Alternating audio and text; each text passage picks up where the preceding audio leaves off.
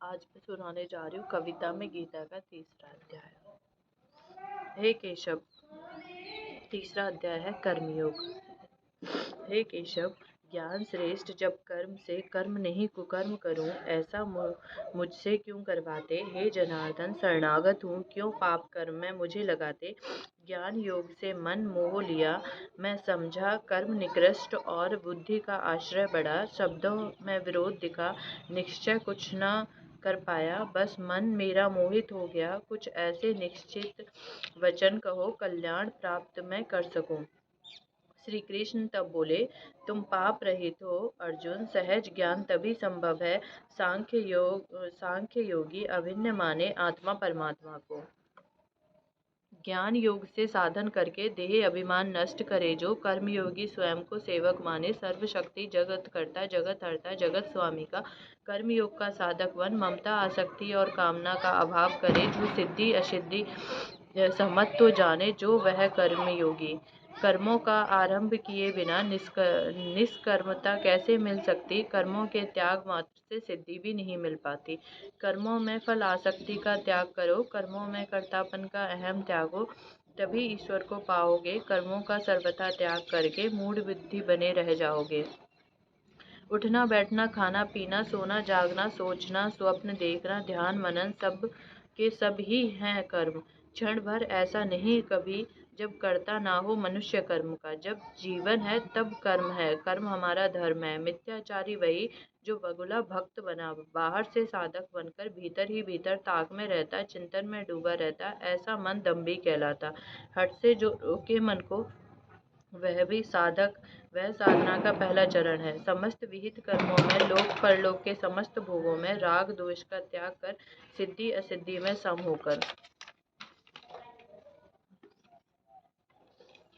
यज्ञ दान तप अध्ययन अध्यापन प्रजापालन लेन देन व्यापार सेवा धर्म खान पान में जो रत रहता, वही कर्मयोगी, वही श्रेष्ठ पुरुष कहलाता। हे अर्जुन, तू कर्म कर, शास्त्र विहित कर्तव्य कर्म कर, कर्म श्रेष्ठ है। युद्ध करना अब स्वधर्म क्षेत्र है, कल्याण हेतु यह युद्ध की हिंसा तेरा धर्म है। तभी जीवन श्रेष्ठ है, तभी जीवन उत्तम है। अनासक्त भाव से कर्तव्य रूप से फल की इच्छा किए बिना शास्त्र विहित कर्म बंधन कारक नहीं होते। स्वार्थ बुद्धि से शुभ अशुभ कर्म सभी सकाम कर्म श्रेणी में आते, वह निम्न श्रेणी के कहलाते।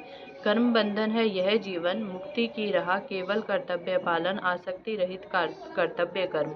वर्ण आश्रम स्वभाव परिस्थिति के भेद से यज्ञ दान तप प्राणायाम इंद्रिय संयम अध्ययन अध्यापन प्रजापालन युद्ध कृषि वाणिज्य और सेवा, यह सब कर्तव्य कर्म इन्हीं से सिद्ध हो सकता है। स्वधर्म यज्ञ प्रजापति ने रचना की, स्वधर्म यज्ञ की पालन कर, इसका ही मानवता की उन्नति होगी, पतन कभी ना होगा।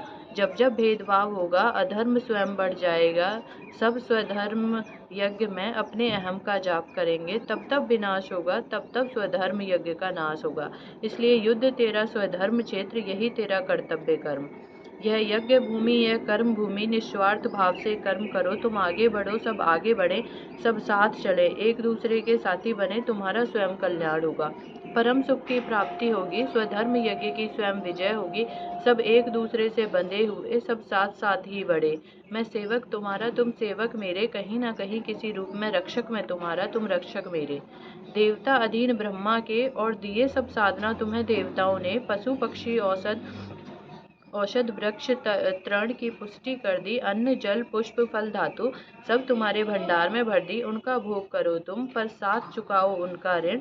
ऋण चुकाना सरल बहुत, यज्ञ है यह जीवन, इसको तुम चरितार्थ करो। कुछ पाओ कुछ दे भी जाओ, ऋण का भार नहीं बढ़ाओ, वरना चोर कहलाओगे, मानव होकर भी मानव नहीं कहलाओगे। कर्तव्य कर्म ही यज्ञ है, यज्ञ की साधना करो, मिला जीवन है, हर जीवन की आराधना करो। अन्न को जीने के लिए खाओ, ना कि अन्न पाने की चाह में। अन्न खाने की चाह में लगे रहे, उसे ही जीवन मानो, उसी में जीवन जानो। ऐसा जीवन तो पाप है, ऐसा तेरा स्वधर्म नहीं है। प्राणियों की उत्पत्ति वृद्धि पोषण हो अन्न से, अन्न से ही रज वीर्य बने, संयोग से जिसके प्राणी की उत्पत्ति। इसलिए जैसा खाओगे अन्न, वैसा होगा तुम्हारा मन। स्थूल सूक्ष्म की उत्पत्ति में जल प्रधान, जल का आधार है वृष्टि, वृष्टि का मूल मंत्र है यज्ञ, यह यज्ञ वह कर्म यज्ञ ही प्रधान। कर्तव्य मनुष्य का इस सृष्टि में बहुत महान, भरण पोषण संरक्षण का दायित्व है। हित में की हर क्रिया ही सत्कर्म यज्ञ कहलाती है। ऐसे में अन्न से मन, मन से कर्म, कर्म से यज्ञ, यज्ञ से परमात्मा को ही साक्षी मान। हे पार्थ, यह चक्र वृष्टि का सदा सदा से चला हुआ मानव जो सृष्टि चक्र में होता प्रतिकूल, कर्तव्य पालन से होता विमुख, भोगों में ही करता रमण, वह इच्छाधारी होता, व्यवस्था में सृष्टि की पड़ जाता विघ्न, पापायु पुरुष का यह जीवन जीवन होकर भी होता मरण, ऐसा जीवन व्यर्थतम।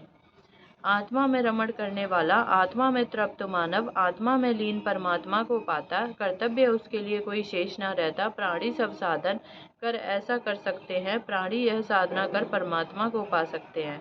कर्म भी तो तभी कर्म लगता जब मैं सोचूं मैं कुछ कर रहा हूँ। आत्मज्ञानी तो ऊपर उठकर इससे शास्त्र अनुकूल कर्म करता।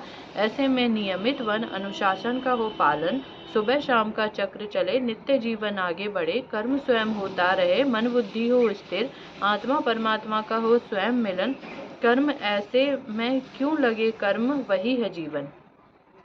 स्वार्थ संबंध सब मिट जाते, कर्म जीवन का ना होता प्रायोजन, प्रायोजन सब मिट जाते, जीवन चक्र स्वयं चलता तब, अहम भाव मिट जाता तब, ज्ञानी पुरुष कुछ करके या कुछ ना करके कुछ सिद्ध कर दिखाने की अवस्था से दूर होता।